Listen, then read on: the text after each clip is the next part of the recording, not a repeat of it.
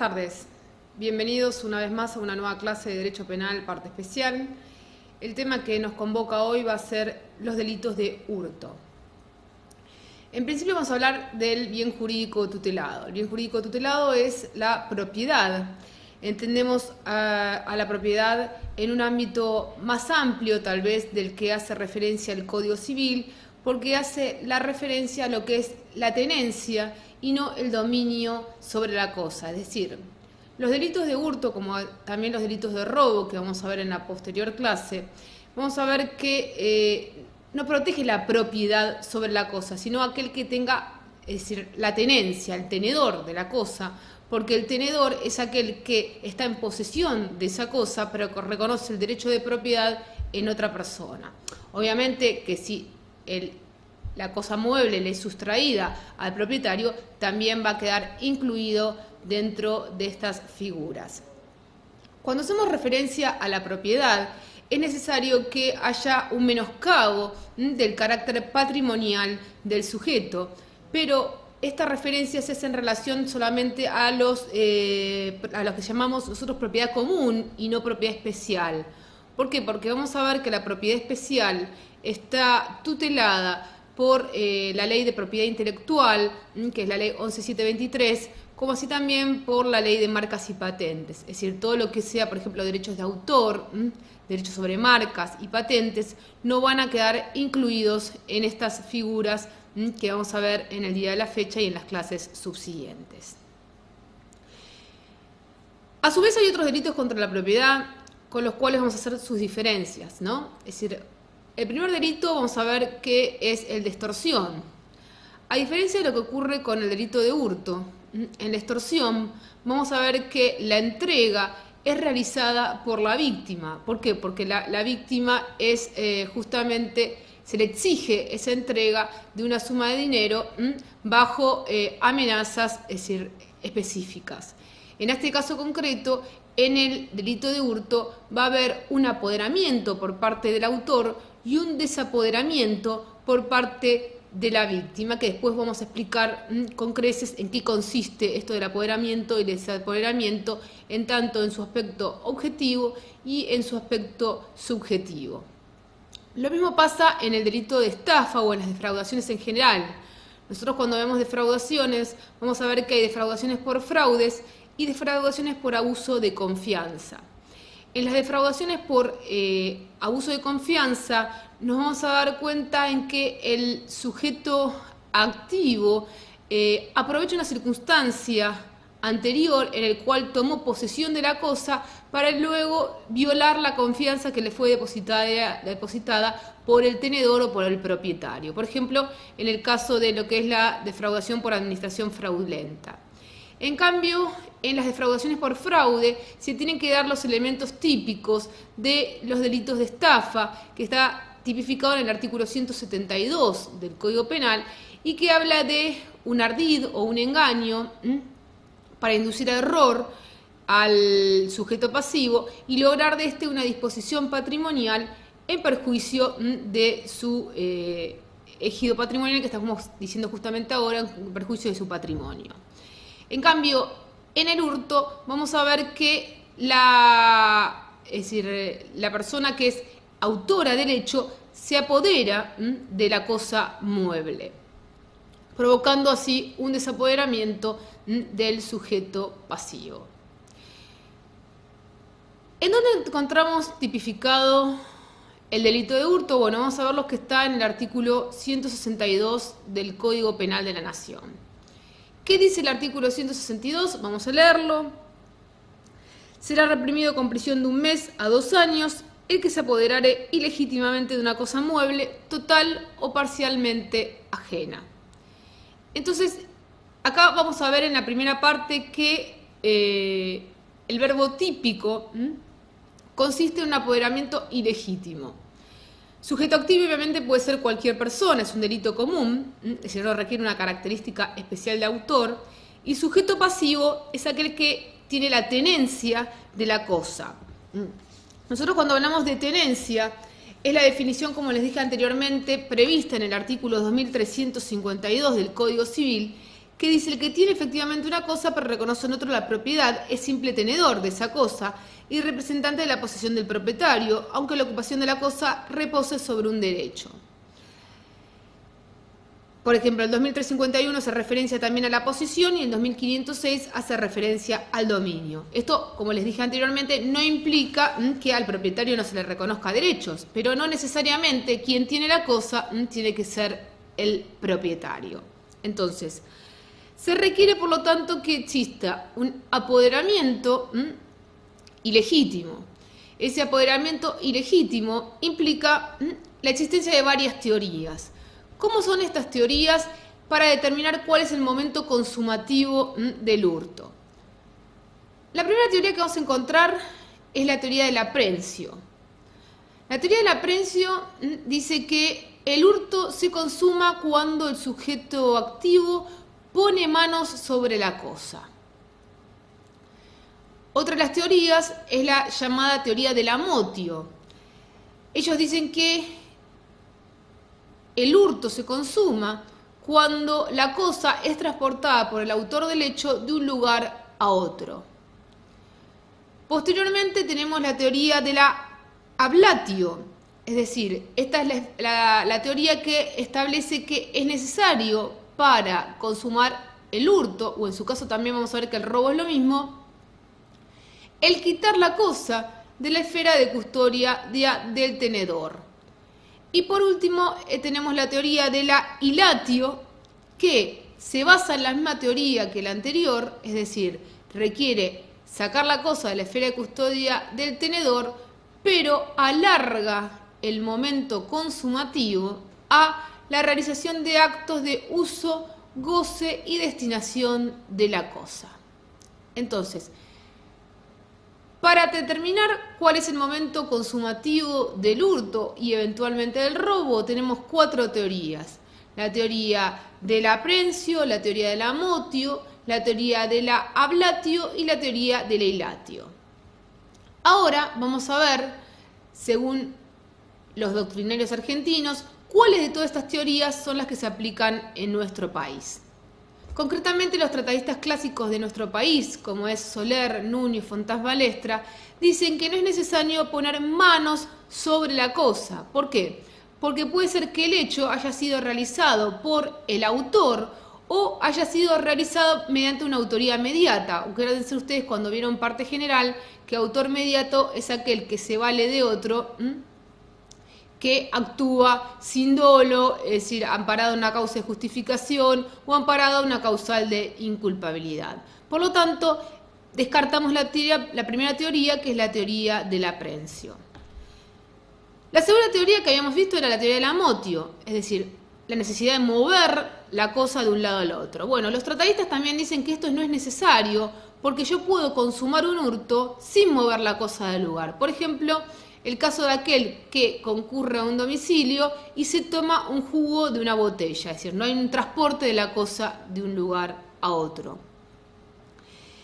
En cambio, lo que dicen los tratadistas es que a los efectos del apoderamiento requerido por el tipo penal, se requiere que efectivamente la cosa haya sido sacada de la esfera de custodia del tenedor, pero además se requiere esos actos de ejercicio de disposición, es decir, el alargar ese momento consumativo a la realización de actos de disposición, uso o goce de la cosa por parte del interesado.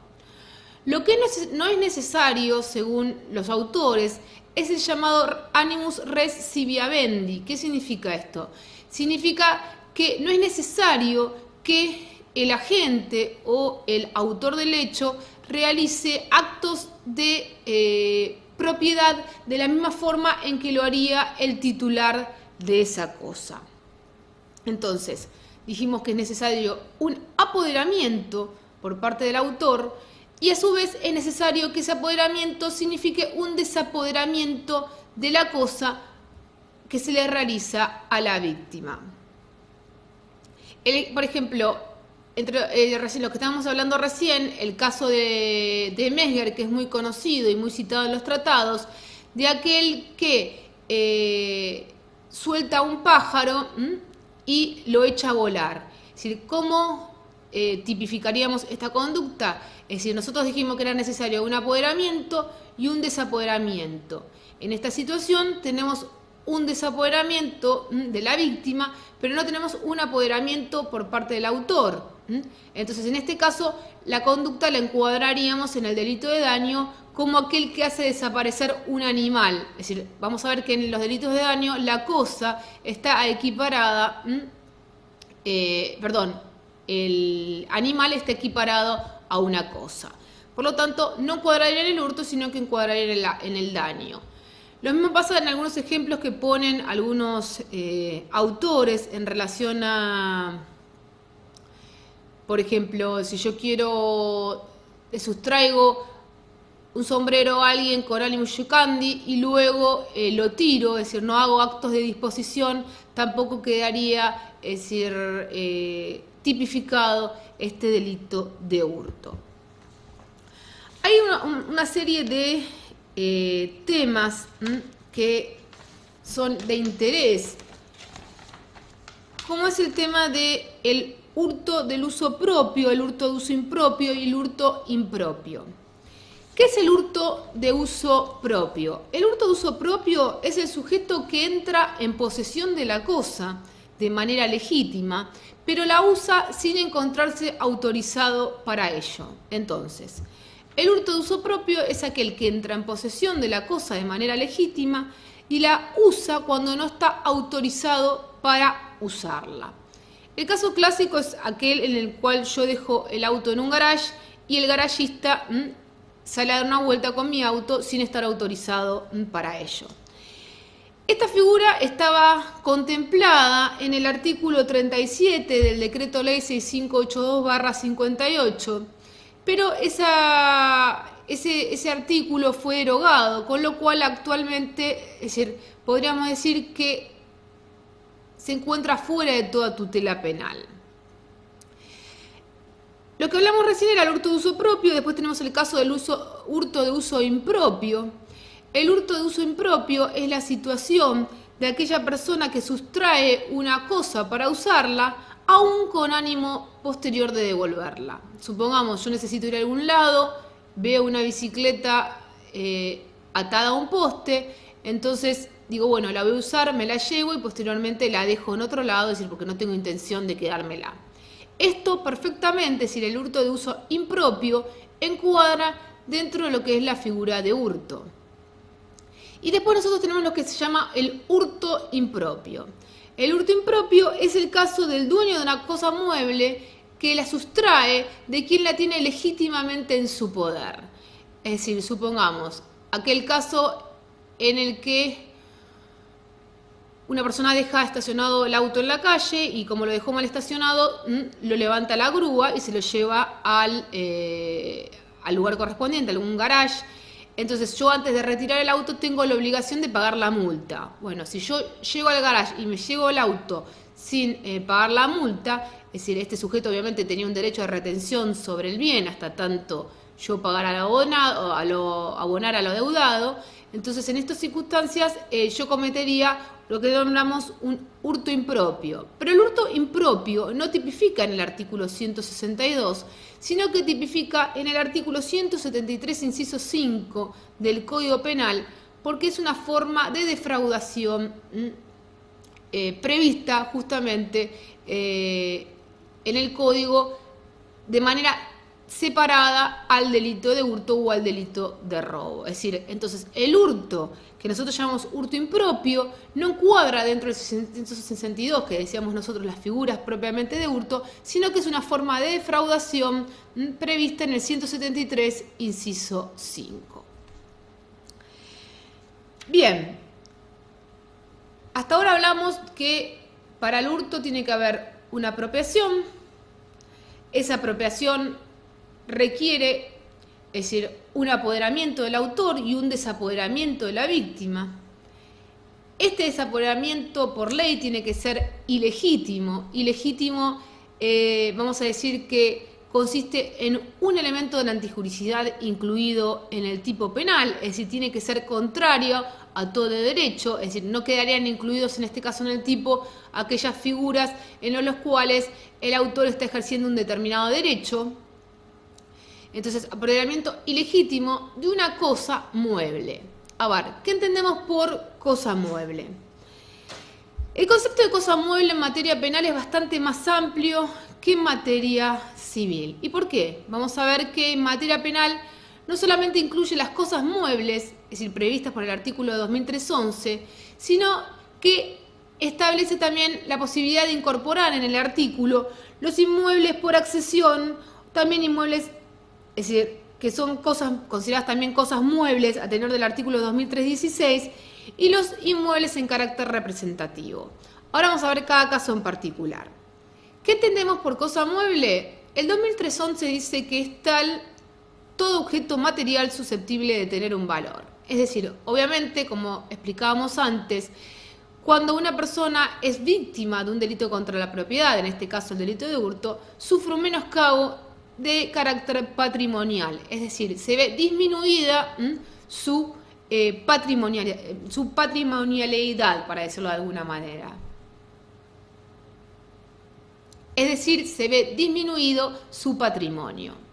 Dentro del concepto del artículo 2311 van a quedar incluidos los elementos líquidos, sólidos, gaseosos y también la energía. Es decir, todo lo que sea transporte de energía también es susceptible de hurto. Por ejemplo, una de las figuras comunes en la actualidad es el hurto de la energía eléctrica o el hurto del cable, es decir, el cable de televisión. Con lo cual, tanto el hurto puede ser o el robo, ¿no? Según lo realice con fuerza en las cosas o violencia física en las personas.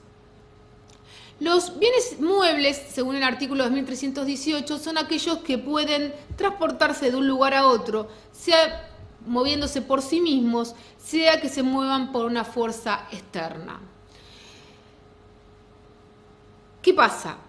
Dijimos que se incluyen aquellas cosas que son inmuebles por representación o accesoriedad, que en materia civil van a ser consideradas inmuebles, pero en materia penal, si son separadas mediante un determinado acto, van a quedar incorporadas como elementos muebles. Por ejemplo, si nosotros tomamos el caso de un inodoro o un bidet en un baño, vamos a ver que está pegado al piso y como tal, ya desde el punto de vista civil es considerado un inmueble por accesión.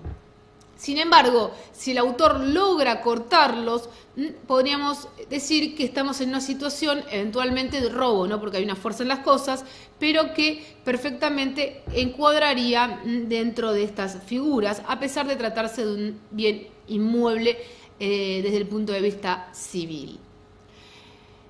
No son susceptibles de apropiación en estos casos los bienes inmuebles, porque los bienes inmuebles no son objeto ni de hurto ni de robo, sino que son objeto de usurpación. Es decir, quien tome la posesión de un bien inmueble, en este caso un departamento, una casa, no comete hurto o robo, sino que va a cometer usurpación. La usurpación tiene obviamente determinadas formas comisivas, como puede ser violencia en las personas, amenazas, algunos discuten el tema de la fuerza en las cosas, etcétera, pero es decir, no van a ser susceptibles de hurto o de robo.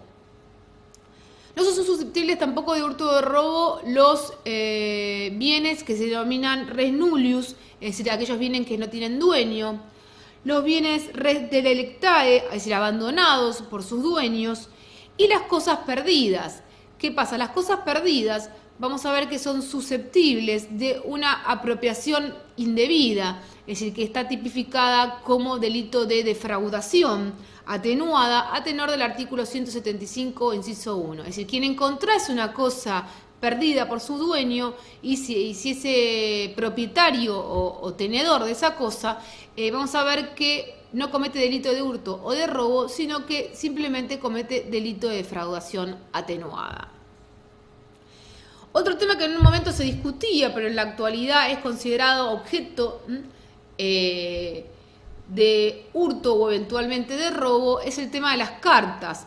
¿Qué pasa? Las cartas, cuando hablamos de la correspondencia epistolar, si bien vamos a ver que no tienen un valor patrimonial, la jurisprudencia y la doctrina ha admitido que tengan un valor sentimental y como tal puedan ser objetos de este tipo de delitos.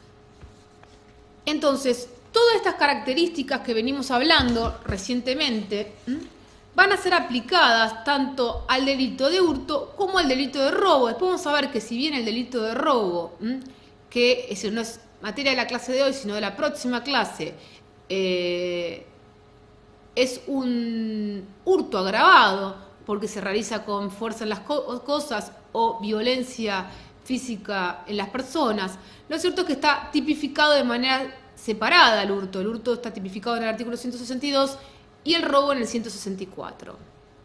Pero todos estos elementos que venimos hablando, es decir, el tema de las teorías, del aprehencio, del amotio, el tema del apoderamiento, el desapoderamiento, etcétera, son aplicables tanto a la figura de hurto entonces como a la figura de robo.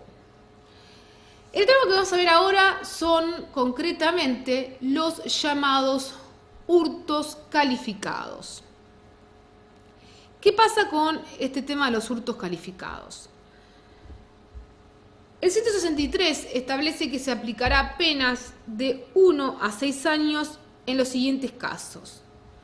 Cuando el hurto fuese de productos separados del suelo o de maquinarias, instrumentos de trabajo o de productos agroquímicos, fertilizantes u otros insumos similares dejados en el campo o de alambres u otros elementos de cerco. Este inciso 1 hace referencia a lo que nosotros llamamos hurtos campestres de maquinaria o de elementos de cerco. Justamente la circunstancia agravante ha sido establecida por el legislador por la menor posibilidad de control que tiene el tenedor o el propietario de la cosa sobre dichos elementos.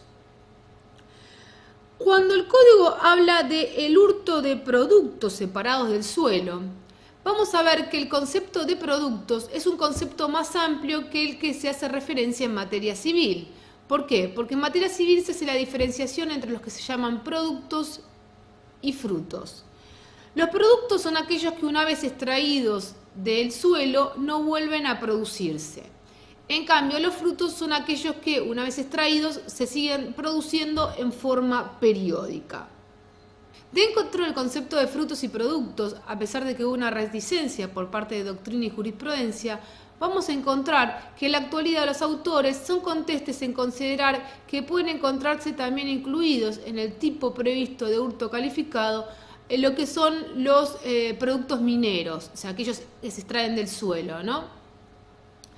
Estos elementos obviamente tienen que estar dejados en el campo, es decir, situados fuera de un radio poblado, y pueden ser tanto, decimos fuera del ámbito poblado porque justamente lo que se agrava en este caso es la ausencia de pobladores.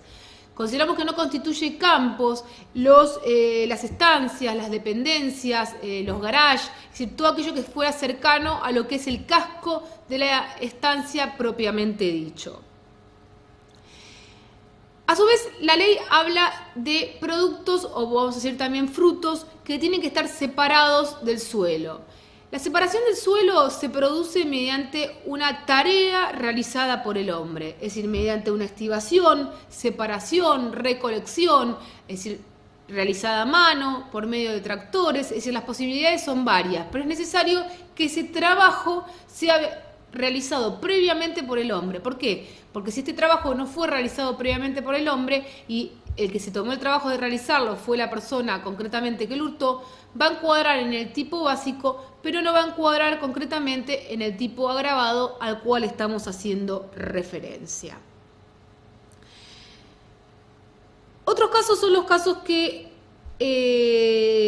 productos agroquímicos, fertilizantes u otros insumos similares que justamente son aquellos utilizados para la protección de los elementos que se producen en el campo. Y estos fueron incorporados luego de la modificación de la Ley 25.890 del año 2004, es decir, porque anteriormente no estaban previstos. Acá concretamente se establece que tienen que haber sido dejados también en el campo, es decir, en un ámbito en el cual el sujeto pasivo no tiene mayor posibilidades de control. También se hace referencia al hurto de alambre u otros elementos de cerco. En este caso es decir, la modificatoria fue buena porque vino a soslayar un problema que existía anteriormente, que hacía referencia que dentro del capítulo de hurto a la posibilidad de usar fuerza en las cosas para estos casos de alambres o elementos de cerco, que en la actualidad ya el código no lo prevé, porque uno se preguntaba, ¿por qué si se utiliza fuerza en las cosas estaríamos en una situación de robo y no de hurto? Bueno, no era muy comprensible, pero luego de la reforma este problema no se volvió a suscitar y quedó en la actualidad resuelto. En definitiva, esto es un tema que también lo que se está tratando de hacer acá es proteger aquellos elementos que justamente sirven de protección a los otros, que son los fertilizantes y agroquímicos o ¿cómo se llaman? Los productos, los frutos o las maquinarias que hayan sido dejadas en el campo. Es decir, en este caso, lo que está haciendo el sujeto activo, en todo caso, sería vencer estas defensas predispuestas para evitar justamente el hurto de los otros elementos a los cuales hace referencia el tipo. También se hace referencia a maquinarias que se utilizan en el campo. Las maquinarias que se utilizan en el campo tienen que estar dedicadas exclusivamente a lo que es a la recolección, producción, separación, es decir, como pueden ser tractores o demás maquinarias que se usen en el caso en concreto, los cuales no tengan, es decir, en los cuales el autor no tenga un control definitivo sobre estas. En general, la jurisprudencia ha considerado que no encuadra en el tipo grabado la sustracción, o en este tipo grabado por lo menos, la sustracción de automotores o camionetas si no se encuentran afectados a la producción a la cual se está haciendo referencia en el tipo penal. El inciso 2 habla de los llamados hurtos calamitosos. El hurto calamitoso dice es cuando el hurto se cometiese con ocasión de un incendio, explosión, inundación, naufragio, accidente de ferrocarril, azonada o motín, o aprovechando las facilidades provenientes de cualquier otro desastre o conmoción pública, o de un infortunio particular del damnificado. Los hurtos calamitosos se caracterizan por ser hurtos que se realizan en situaciones que afectan a un número indeterminado de personas, que sería el caso del infortunio o el caso de conmoción pública, que es una situación de perturbación pública generalizada por la intervención de un grupo indeterminado de personas.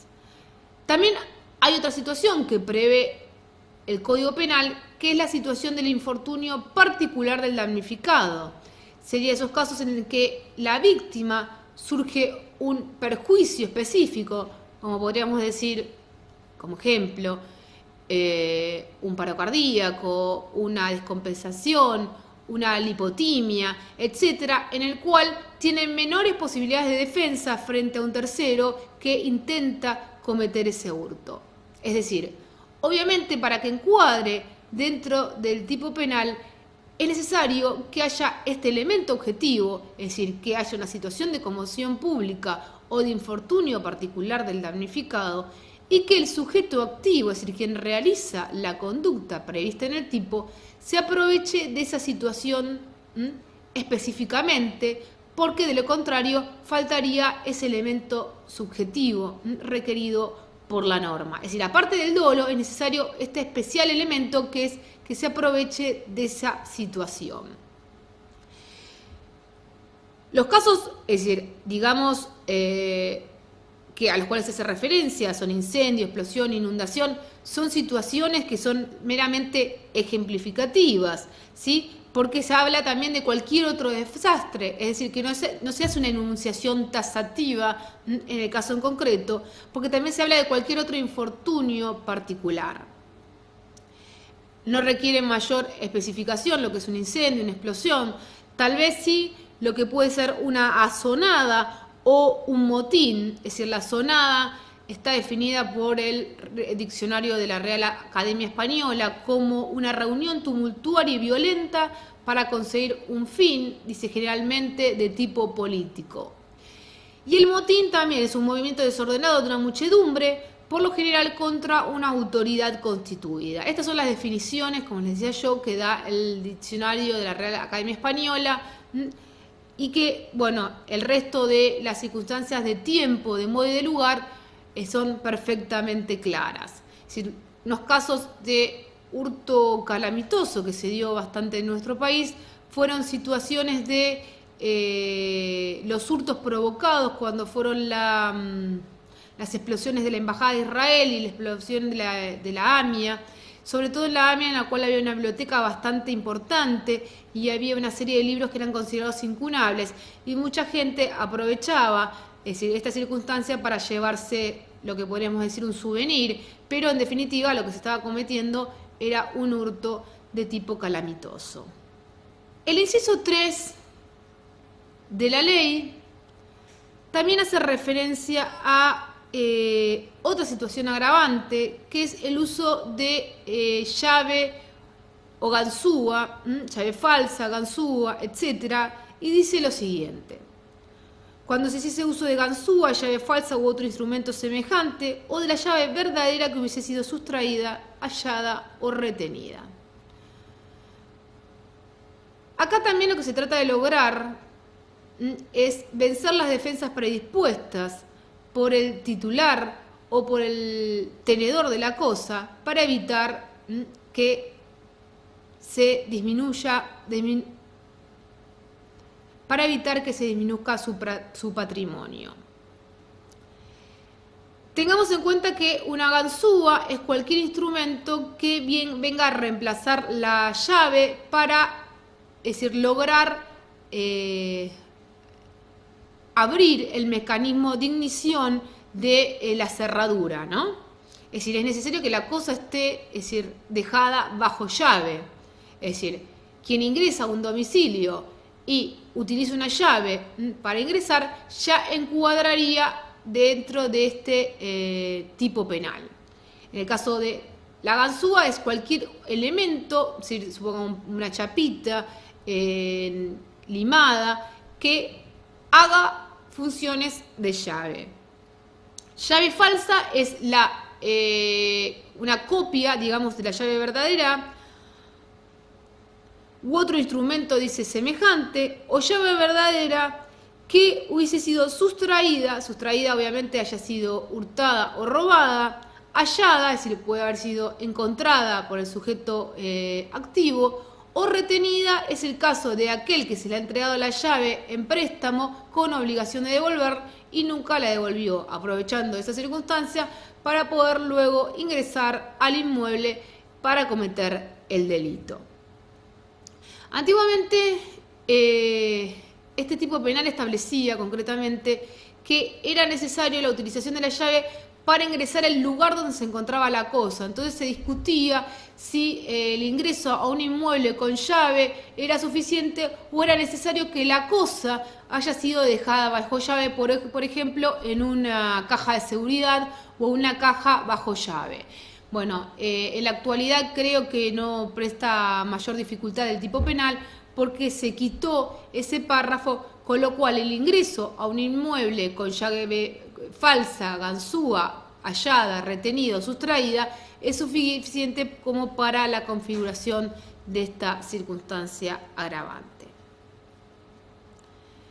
El inciso 4 habla de el hurto con escalamiento, es decir,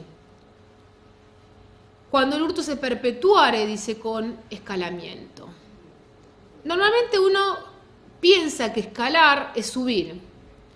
Sin embargo, esto de hurto con escalamiento ha sido admitido no solamente para subir o bajar, sino también para entrar o salir. ¿Qué consiste esto del escalamiento? Es decir, en principio lo que se está penando, es decir, o se está agravando con una pena más alta a la prevista por el tipo básico, es el hecho de que el sujeto deba hacer un esfuerzo extraordinario para ingresar al lugar al inmueble donde se encuentra la cosa sustraída. Este ingreso no implica que haya un metraje, es decir, que si pasó 1 metro, pasó 2 metros, pasó 5, va a haber escalamiento. Lo necesario es que la persona haga un esfuerzo que normalmente no haría el titular de la cosa para acceder a ese lugar. Supongamos, si yo tengo una ventana, es decir, entré por una ventana, lo normal es que uno piense que hay un hurto con escalamiento, en la medida que esa ventana no esté al ras del piso. Es decir, ¿por qué? Porque yo abro la ventana y directamente puedo pasar. Entonces, en este caso, no habría escalamiento alguno. Es decir, yo necesito hacer un esfuerzo más allá del necesario para poder ingresar y vencer esa defensa predispuesta, impuesta justamente para evitar este tipo de situaciones. Entonces, como decía recién, puede ser para subir, puede ser también para bajar. Es el caso clásico también de los hurtos cometidos por los hombres araña, que por lo pronto en Capital Federal son bastante comunes. Muchas veces tal vez la persona ingresó al inmueble de manera común, correcta, es decir, ingresó aprovechando el descuido de un residente en el inmueble, subió y luego se ve en la necesidad de arrojarse desde un balcón, es decir, mediante, por ejemplo, cuerdas, con lo cual este bajar también va a ser considerado escalamiento. Entonces puede ser subir o bajar, como también ingresar o salir, es decir, cualquiera de estas circunstancias. El inciso 5 hace referencia al hurto de mercaderías transportadas. Dice, cuando el hurto fuese de mercaderías u otras cosas muebles transportadas por cualquier medio y se cometiese entre el momento de su carga y de su destino o entrega durante las escalas que se realicen. Como les decía recién, este es el caso del hurto de mercaderías transportadas. Estas mercaderías pueden ser transportadas por cualquier vía, es decir, puede ser vía terrestre, aérea, por tren, etc. El momento de la comisión puede ser, dice, al momento de la carga, en el destino o en su entrega, o en las escalas que se realicen a lo largo del transporte. Y justamente también esta circunstancia agravante está impuesta porque en estas situaciones hay un menor control del titular de la cosa sobre ese cargamento. A su vez, también dice parte de la doctrina que durante el transporte no solamente hay menor control del titular, sino que gran parte de la ruta en la cual se realiza ese transporte está despoblada. Entonces no hay posibilidad de auxilio en caso de que ocurra una circunstancia de naturaleza delictual. Circunstancia por la cual entonces se aplica la agravante.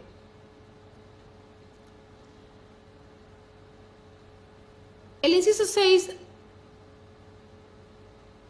fue incorporado por ley 24721 en el año 96 y si cuando el hurto fuese de vehículos dejados en la vía pública o en lugares de acceso público. Acá, bueno, se presentan una serie de deficiencias porque antiguamente se hacía referencia en el decreto ley 6582/58 que regulaba este tipo de conductas a los automotores. En la actualidad se hace referencia a lo que es vehículo, con lo cual se discute cuál es el alcance del concepto vehículo. Si nosotros vamos a lo que dice el diccionario de la Real Academia Española, vamos a ver que vehículo es definido como medio de transporte de personas o de cosas. Es decir, sea mecánico o no mecánico. Pero no quedarían incluidos aquellos que el hombre arrastra o empuja por sí, como pueden ser los carretillas o los cochecitos de bebé. El problema que se ha suscitado, que les decía yo que antiguamente se hacía referencia a automotor y actualmente a vehículo, es si ciertos elementos, como puede ser una bicicleta, puede ser considerado un vehículo al igual que un triciclo. Bueno, hay jurisprudencia que han considerado la aplicación del agravante en situaciones de sustracción de bicicletas y triciclos. Sin embargo, se han visto con críticas, porque si vamos a considerar como vehículo cualquier medio de transporte que pueda llevar a personas, también podríamos decir que es un vehículo, decía el crítico, los patines, los rollers o una patineta o un monopatín. Con lo cual, el concepto de vehículo tendría que ser bastante acotado y, a mi juicio, limitado solamente al concepto de automotor, como tenía antiguamente el decreto ley al cual hicimos referencia. En este caso vamos a ver que hay un plenario que es bastante interesante, que es el plenario González, que hace referencia a si es posible un nuevo hurto de un vehículo que fue hurtado y nuevamente dejado en la vía pública. En esta situación vamos a ver que la Cámara en lo penal, en pleno, la Cámara Nacional de Apelaciones en lo Criminal y Correccional de Capital Federal, entendió que esto no era posible. ¿Qué dijeron acá? Un vehículo sustraído y luego dejado definitivamente en la vía pública por el ladrón no es susceptible de un nuevo hurto o robo y solo es concebible en este caso una apropiación indebida menor. ¿Qué entendemos por apropiación indebida menor? Entendemos la situación de una defraudación a tenor del artículo 175, inciso primero, cuando se hace referencia de aquel que encontrase perdida una cosa de otro sujeto. El problema en estos casos es determinar, es decir, o la crítica que se le puede hacer es si el elemento efectivamente está sustraído, es decir, y perdido para el dueño. ¿Por qué? Porque cuando uno pierde o cuando uno se le sustrae un automotor, necesariamente hace una cesión de derechos en favor de la compañía de seguros. Con lo cual no es que nunca, es que la persona deja de tener el elemento registrable. Tengamos en cuenta que los automotores son bienes registrables, dejan de tener un dueño, porque es decir, justamente a diferencia de lo que hace a las cosas muebles comunes, en los cuales se dispone que la posesión vale título, en los bienes registrables, es decir, solamente es dueño o es titular aquella persona que lo tiene el auto registrado a su nombre. Por otra parte, la crítica que le hace Sanzinetti es que quien sustrae un automotor de la vía pública que anteriormente había sido sustraído y no tiene conocimiento de ello, no tiene un dolo de defraudación atenuado, sino que en todo caso va a tener un dolo de hurto, de apropiación indebida de una cosa total o parcialmente ajena. Entonces esta es concretamente la crítica que podemos hacer a estos elementos de hurto de automotor. Con este inciso sexto lo que terminamos de hacer es de ver las circunstancias agravantes del hurto. Nosotros vamos a ver ahora, es decir, un artículo que nos queda por hablar y vamos a hablar un poquito de lo que nos queda de la clase también de lo que es el abigeato. El abigeato antiguamente estaba regulado en el inciso primero del artículo 163 con los hurtos campestres, pero posteriormente, es decir, a partir del año 2004, la ley 25.890, se reguló como un capítulo separado. El legislador entendió tal vez que la problemática del abigeato en el campo era una problemática bastante importante y que necesitaba una regulación especial y establecer una serie de circunstancias agravantes que anteriormente no estaban previstas. El 163 bis hace referencia a lo siguiente. Dice que en los casos enunciados en el presente capítulo, es decir, en el caso de hurtos o hurtos agravados, dice, la pena se aumentará en 1/3 en su mínimo y en su máximo cuando quien ejecutase el delito fuese miembro integrante de las fuerzas de seguridad, policiales o de servicio penitenciario. Bueno, este artículo no requiere demasiada explicación, es decir, se incrementa incluso más las penas, 1/3 en su mínimo y en su máximo, cuando quien participa del hecho es algún funcionario de las policías provinciales, nacionales, fuerzas de seguridad, ya sea policía, es decir, gendarmería, prefectura, policía aeronáutica o incluso miembros del servicio penitenciario.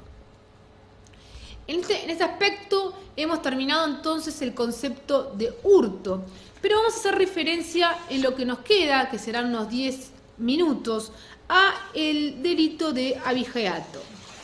Nosotros vamos a ver que el artículo 167, que ahora vamos a leer, tipifica los llamados hurto o incluso también robos de ganado, y hace referencia a lo que es un ganado de cierto porte, ¿sí? Y se está tipificando también lo que es el abigeato simple, el abigeato en ocasión de transporte o el abigeato de 5 cabezas o más mediante la utilización de un transporte motorizado. Ahora vamos a ver, leemos el artículo para entenderlo un poco mejor y dice lo siguiente. Será reprimido con prisión de 2 a 6 años el que se apoderare ilegítimamente de una o más cabezas de ganado mayor o menor, total o parcialmente ajeno, que se encontrara en establecimientos rurales o en ocasión de su transporte, desde el momento de su carga hasta el destino o entrega, incluyendo las escalas que se realicen durante el trayecto.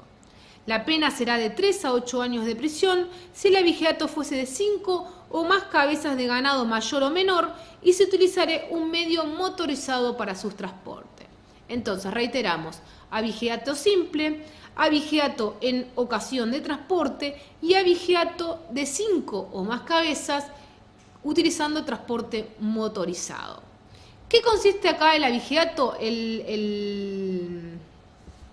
Concretamente, el tipo penal consiste en una sustracción, una apropiación indebida de una cosa total o parcialmente ajena, que en el caso concreto va a ser cabezas de ganado mayor o menor. ¿Qué entendemos por cabezas de ganado mayor o menor? Entendemos animales de cierto porte que deban ser arriados para su transporte.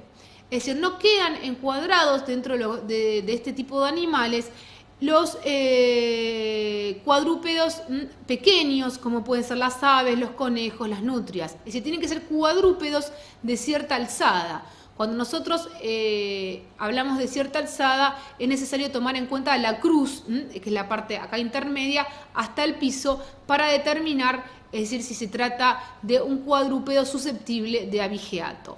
Cuando hablamos de ganado mayor, normalmente entendemos que son sustracciones de vacas o sustracciones de caballos. Cuando hablamos de ganado menor, podemos hablar de ganado porcino, caprino u ovino. Este apoderamiento recae sobre animales o sobre ganado que haya sido, dice, dejado en establecimientos rurales. Esto también, la modificatoria de la ley vino a poner fin a un conflicto que se suscitaba, porque antes la ley hablaba de animales dejados en el campo, con lo cual se plantea el problema si el animal estaba en un establecimiento rural. Bueno, en la actualidad ya el problema no existe más, porque puede ser uno u otro caso, y el establecimiento rural se entiende como todo inmueble destinado a la cría, mejora o engorde de ganado, tambo, granja, cultivo, etc.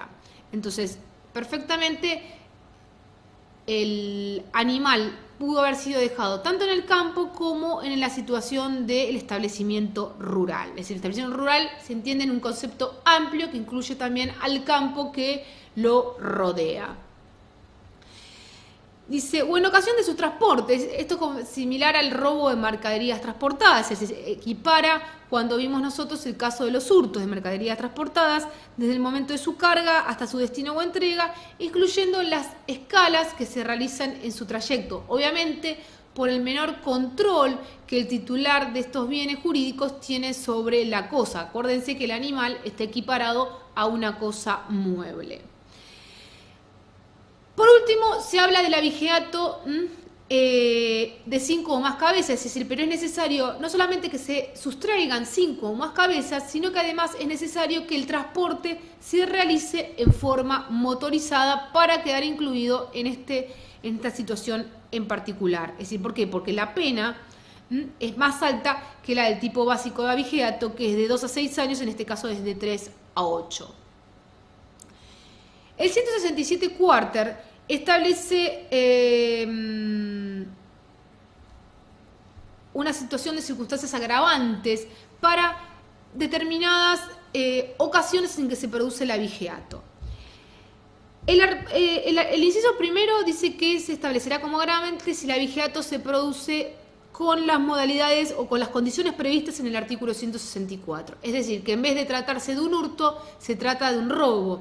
Nosotros vamos a ver oportunamente que el robo es un apoderamiento ilegítimo de una cosa total o parcialmente ajena, con fuerza en las cosas o violencia física en las personas. Entonces, en el caso de la vigía de datos se produjo con fuerza en las cosas o violencia física en las personas, ya encuadra en el tipo básico del 167 cuarter, inciso primero. El segundo supuesto es si se alteraran, suprimieran o falsificaren marcas o señales utilizadas para la identificación del animal. Lo que significa una marca o una señal está regulado por la Ley 22.939 en su artículo primero, que define a las marcas y a las señales de la siguiente manera. Marca, dice, es la impresión que se efectúa sobre el animal de un dibujo o un diseño de hierro candente, marcación en frío o cualquier otro procedimiento que asegure la permanencia en forma clara e indeleble que autorice la Secretaría de Agricultura y de Ganadería. La señal es un corte o incisión, perforación o grabación hecha en la oreja del animal. Entonces, cuando se falsifiquen, o se alteren, suprimen o falsifiquen estas marcas, ya estaremos, marcas o señales, estaremos en el concepto del inciso segundo. El tercero habla de la falsificación o utilización de instrumentos o certificados de adquisición, guías de tránsito, boletos de marca o señal o documentación equivalente. Es decir, toda aquella documentación que haga a la acreditación de la titularidad del animal. El artículo 168 del Código Rural hace referencia a cuáles son esos documentos y dice que la marcación o seña debe documentarse a los fines administrativos mediante certificados de adquisición. Es decir, para el transporte de estos animales, el artículo 170 del Código Rural establece que es necesario las guías de tránsito. Entonces, cuando yo falsifico toda esta documental para poder lograr, es decir, como medio o como fin para lograr el delito propuesto, estamos dentro de la circunstancia agravante prevista por el tipo. El inciso 4 y el quinto no presentan mayores implicancias o no son difíciles de interpretación. Dice, participe en el hecho una persona que se dedica a la crianza, cuidado, faena, elaboración, comercialización o transporte de ganado o de productos subproductos de origen animal. Y por último, en el inciso 5, participe en el hecho un funcionario público quien, violando deberes a su cargo o funcionando de sus funciones, facilitare directa o indirectamente su comisión.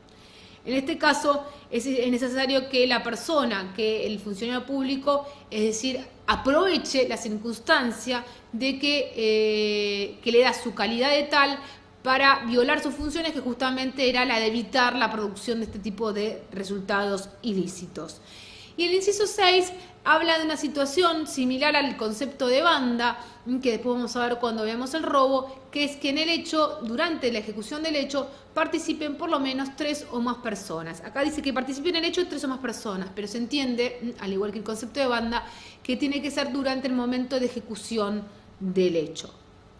El 167, el quinque, ¿no? También dice que en el caso de condena delito en ese capítulo, si fuese funcionario público reunido en las condiciones personales descritas en el 167 cuarto, en el inciso 4, dice, sufrirá a su vez pena de inhabilitación. Si en todos los casos previstos también se impondrá conjuntamente una multa equivalente a 2 a 10 veces el valor del ganado sustraído. Es decir, al funcionario se le va a imponer como pena, es decir, accesoria a la principal que establece el código, la pena de inhabilitación. Ustedes saben que la inhabilitación generalmente consiste en una pérdida de derechos. Los derechos pueden ser varios, justamente en el caso en que nos convoca es la imposibilidad de obtener cargos públicos en lo sucesivo, en forma transitoria o en forma definitiva. O, dice, también se le va a imponer, dice, la pena de multa equivalente a la cantidad de 2 a 10 veces el valor que se le reconozca al ganado sustraído. Entonces, el abigeato concretamente, es decir, en sus diferentes modalidades, consiste en el hurto o el robo, en el caso de la circunstancia agravante, de diferentes cabezas de ganado mayor o menor, es decir, ya sea Es decir, ¿por qué? Porque justamente lo que se está haciendo es equiparar a estas cabezas de ganado con una cosa mueble, total o parcialmente ajenas. Bien, entonces con esto, con el tema de la explicación del hurto y del abigeato, damos por finalizado todo lo que hace en referencia a los delitos de hurto, para pasar en la próxima clase a tratar concretamente los delitos de robo, que como les dije anteriormente, no es más que un delito de hurto agravado. Buenas noches y muchas gracias.